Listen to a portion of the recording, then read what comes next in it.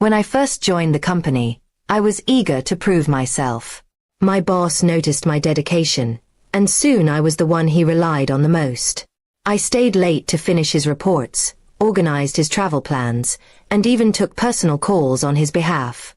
At first, I thought it was just part of being ambitious, but slowly, I realized I was giving him a place in my life that should have belonged to my husband.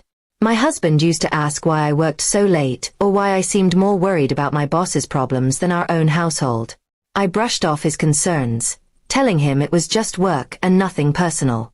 Deep inside, though, I knew I was crossing lines. Not in an obvious way, but in the way I prioritized my boss over my marriage. When my boss asked me to accompany him to out-of-town meetings, I agreed without hesitation.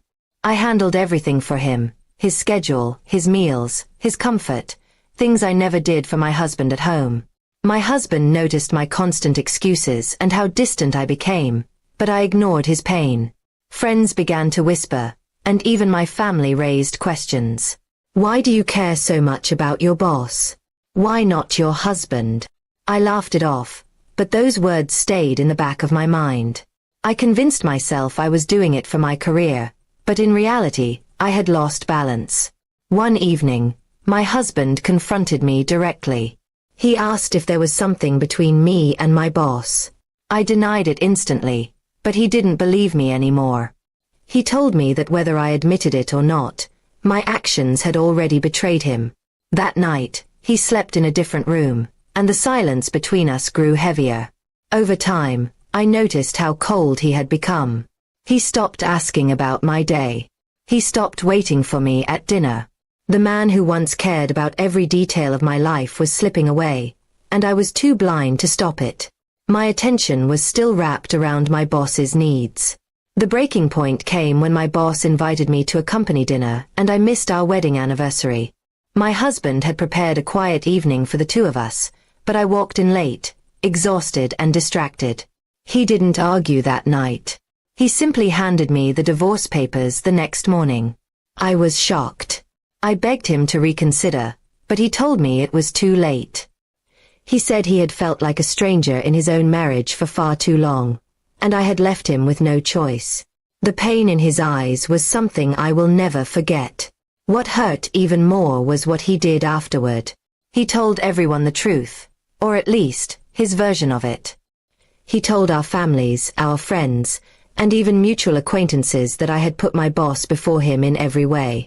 He painted me as someone who abandoned her marriage for her career. Suddenly, the whispers turned into open judgment.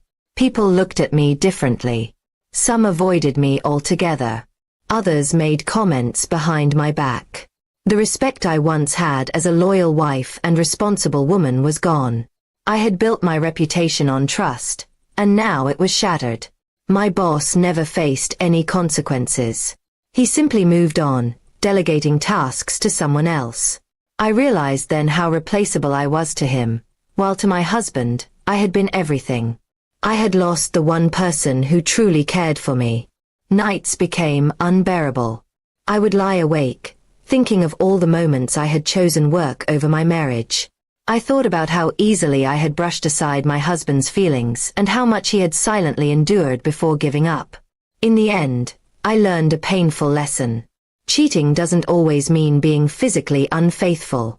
Sometimes it's about giving your loyalty, time, and devotion to someone else when they rightfully belong to your partner. My husband was right. I betrayed him in ways I never realized until it was too late. Now, I live with the weight of that mistake.